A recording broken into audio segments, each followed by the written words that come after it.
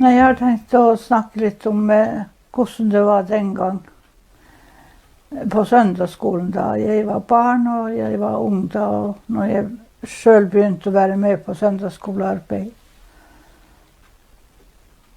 Kanskje først litt om det da vi var barn. Det husker jeg, da gikk vi på juletrefest på gamlehjemsbrakka, i den møtesalen som de hadde der. Og da var det jo det juletrefest, fordi vi hadde juletre.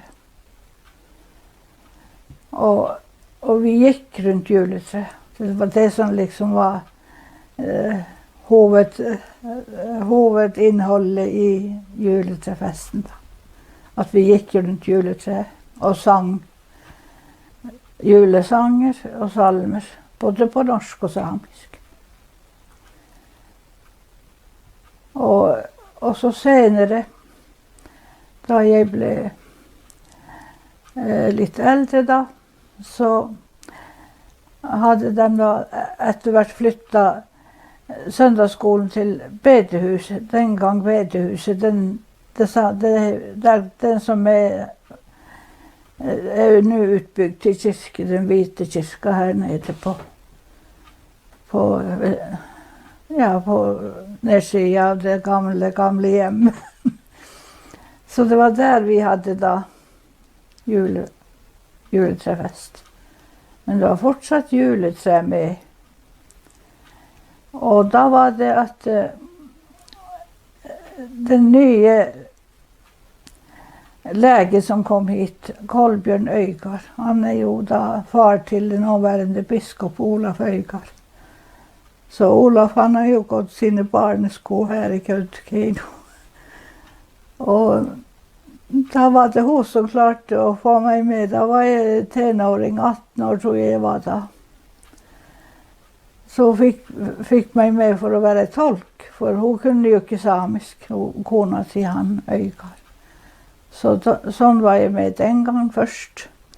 Men så senere så kom jeg jo med i søndagsskolearbeidet selv da. Da hadde jeg fått barn selv. Og så var det den nye prestekona som klarte å få meg med på søndagsskolearbeid. Og der har jeg jo vært med nå i nærmere 50 år. Nå er jeg ikke lenger med. Og da hadde vi også julefester da. Med juletre, og gikk rundt juletre da, den gang også. Og det som vi da fikk jo selvfølgelig kaker, og det var veldig vanlig med kakao som vi fikk servert da, på den festen da. Men det var jo ikke julenisse. For julenisse er jo ikke med i den kristne julefeiringen.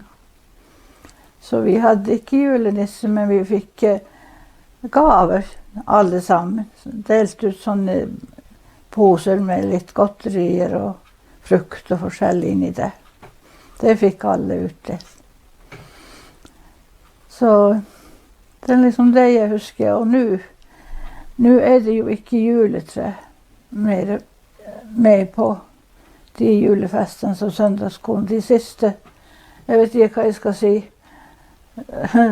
om jeg kanskje kan si de siste 30 år har det ikke vært med juletre. Så det blir faktisk ikke så mye julesanger som blir sunget nå som den gang. Det mener jeg i hvert fall. Så jeg har jo, men de har jo julefester nå også. Omtrent med samme innhold. Men nå var det jo, jeg husker den gang vi hadde sånne store plansjer som det var sånn med julemotivtegner da. Jesusbarnet og engler og sånne plansjer som vi, den som hadde søndagsskole, liksom holdt opp og viste for barn. Og senere så begynte jo vi med flanellografbilder da. på sånn tavla, aerograftavle. Så det holder de vel på med kanskje fortsatt, men nå det jo kommet enda nyere hjelpemidler da, som de bruker. Så det var nå i hvert fall det når jeg tenker på søndagsskolen. Men nå det jo den forskjellen at nå det ikke så mye barn som det var den gang. Man skulle jo tro at det var omvendt nå når det mer folk i Kautokeino, men det har gått nedover med barneantall i søndagsskolen, dessverre. Men som sagt, nå har vi ikke med juletre, men så bruker vi jo mye sånne julekrybbe, som de kaller, som de setter opp, og hvor de da har med Jesusbarnet og det som omkring der da. Så det det som brukes nå for tida. Og det kan jo legge til det at det mesteparten av den tida jeg har vært søndagsskoleleder, så har jeg vært det i Auchi søndagsskole. Det der jeg har vært leder lengst. Sånn har den tida forandret seg nå. Det har vært annerledes før. Så det kan jo være at det noe jeg ikke husker alt, men det i hvert fall det jeg har fått med. Hvor mange barn var det før? Ja, det var i hvert fall sikkert, jeg vet ikke hva man skal si. Det kunne vel være som bortimot 30, kanskje i hvert fall. Kanskje mer, 50 noen ganger hvis det veldig mye. Den gang. Men nå det ikke så mange. Så det, og man kan jo selvfølgelig si mer om det med juletre. Det ble jo etter hvert slutt med det, fordi at det var veldig motstand mot juletre på de forskjellige grupperinger av folk som de kristne som bor, som i aktivitet her i Kautokeino. Så noen mener jo at juletre skal man ikke ha.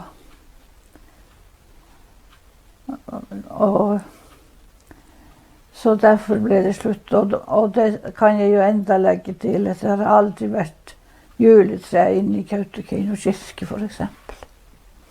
Så det det ikke. Har det ikke vært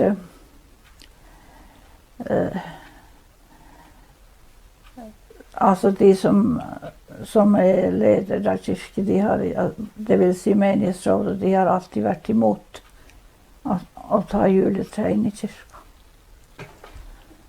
Så det det ikke her. Men jeg mener i hvert fall det at vi sang veldig mye på grunn av, når vi da gikk rundt juletre, så sang vi veldig mye på de juletrefestene. Og ellers også på søndagsskolen. Så sånn det. Vi hadde nemlig juletre hjemme hos oss. Og her, det var jo ikke så enkelt å få juletre eller sånne grønne bartrær hit om vinteren den gang. Så min far, han laget juletre selv. Han hogde en sånn fin sånn bjørkestamme som han ordnet en fot til, sånn at den kunne stå. Og så borret han hull rundt på det treet forskjellige steder oppover sånn. Og i de hullene stakk han kvister av einebærbusk. Så da passet det veldig godt å synge «Nå går vi rundt om en einebærbusk». Men selvfølgelig, det holdt jo ikke så lenge før det begynte å tørke, men det var i hvert fall grønt tre først. Og selvfølgelig juletrepynt og sånt, det laget vi jo selv. Av glanspapir og sånne ting, med hjerter og sånne lenker. Och så hade vi också lys på trä. Det var sådana små lyshållare med klip som du sätter fast på de grejerna. Och så passade sådana små juleträlys på i de där stakarna. Men då måste man liksom passa hela tiden på att det skulle bränna. Och det var ju lätt att ta fyr. Men vi hade alltså lys och vi hade dem inte så länge för vi måste blåsa dem ut. Så var det den gången.